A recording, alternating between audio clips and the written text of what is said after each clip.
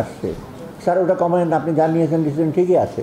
অতএব আমার চিন্তা ভাবনা করে করতে হবে। হ্যাঁ, ব্যবসায়ীদের কনসার্ন ফরেন এক্সচেঞ্জ এলসি খুলতে পারছে না। সে আমরা যেটা এখন করছি যে এমনি কিন্তু বাজারে ডলারের তেমন একটা ক্রাইসিস নাই, আমরা সবচেয়ে হাইয়েস্ট আমরা পাচ্ছি।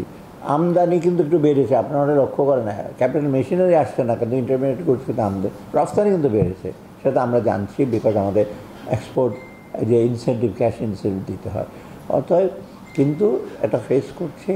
আর আমাদের একটু ডিপেন্ডেন্স হলো সরকারি ব্যাংকের উপর বেশি, বিশেষ করে আমাদের জ্বালানি সার এগুলো সরকারি ব্যাংকের কিন্তু স্ক্যারসিটি আছে। রিসেন্টলি আমি প্রাইভেট ব্যাংকের সাথে বসেছি, হ্যাভ অ্যাগ্রি যে ওরা যে সেটা রেমিটেন্সগুলো আনে ওইটা এখন সেন্ট্রাল ব্যাংক থেকে একটা ডিরেক্টিভ আমার অর্থমন্ত্রণ থেকে আমরা বলি তোমার জন্য একটা গ্যারেন্টি ইস্যু করবো, আমরা তোমরা এটা দেবে।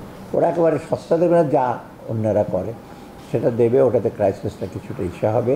আমি মনে করি যে এটা আস্তে আস্তে একটু কমে যাবে, তবে ইম্পোর্ট চট করে অনেক বাড়িয়ে দেবো যে এটা সেটা একটু ডিফিকাল্ট হবে, কিন্তু অন্য খাতে এসেন্সিয়াল ব্যাপারে গুডসের ব্যাপারে আমরা ইস্যু করবো না। তো এলসিটা ওটা কিন্তু ইজ হবে। এবং প্রাইভেট সেক্টরের জন্য আমরা বলছি যে প্রাইভেট ব্যাঙ্কগুলি আছে তাদেরকে এলসি করার জন্য একটি ফ্যাসিলিটেট করে। আর একেবারে খারাপ আপনার সব খারাপ খারাপ বলেন, বা আপনি দেখেন প্রায় 5-6 বছর পরে আমি যখন চলে আসলাম কোনোদিন কারেন্ট অ্যাকাউন্ট ব্যালেন্স নেগেটিভ ছিল না, ব্যালেন্স হবে পজিটিভ। আমি নিজে ঢাকডোল বাজিয়েছিলাম, ঢাকডোল পত্রিকাতেই লেখে, সেই সময় মোটামুটি ভালোই ছিল।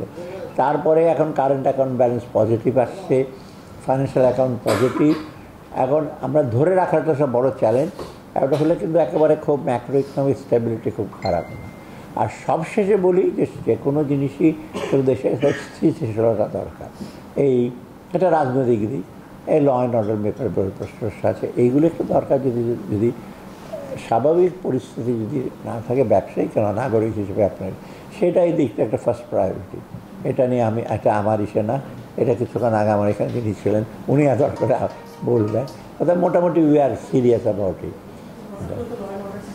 হ্যাঁ, এইটা আমরা কগনিজেশন নিয়েছি। এটা শুধু আপনারা যখন যাদের সাথে আমি কথা বলি ব্যবসায়ীরা বিশেষ করে বাড়ি, কারণ শুধু তাদের ঢাকা শহর তো না, অন্য জায়গাও তো সিকিউরিটির ব্যাপার আছে না, ফ্যাক্টরি আছে, ভ্যালুয়েবল জিনিসপত্র আছে, গুদাম আছে, এগুলি প্রোটেকশন যদি না দেয় ব্যবসায় তারা স্বস্তি অনুভব করবে না। সেটা উই অ্যাগ্রি।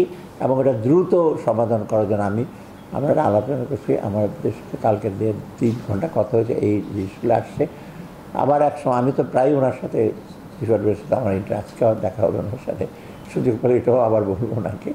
এটা দায়িত্ব যিনি নিয়েছেন উনি কিন্তু মোটামুটি সিরিয়াস। যদি আপনারা খুব বেশি বললেন যে তুমি চলে যেতে যাও, সেটা আপনাদের ডিমান্ড, কিন্তু চলে গেলেই কিন্তু জিনিস সলভ হয় না।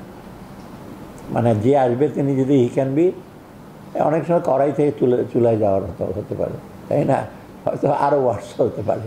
অর্থাৎ মানুষ এসে চেঞ্জ করার যে সিস্টেমটা, এই যে পুলিশকে অ্যাক্টিভেট করা, কোঅর্ডিনেশন করা, শুধু পুলিশ একা তো না, সিভিল অ্যাডমিনিস্ট্রেশন আছে, মহারাষ্ট্রের ডিসি, এই ইউএনের একটা রোল আছে, তাদেরকে বলা হয়েছে। অতএব খুব সোজা না একটা ইসে চালানো, এটা সংসার চালানো তো ডিফিকাল্ট, এটা দেশ চালানো তো আরও ডিফিকাল্ট, অনেক রকম ডাইনামিক্স, আর আমাদের এক্সটার্নাল অনেক ফ্যাক্টরস আছে, তাই না। এইগুলো আমি আশা করি আমরা এইগুলো অ্যাড্রেস করবো রিভাইজ বাজেটটা।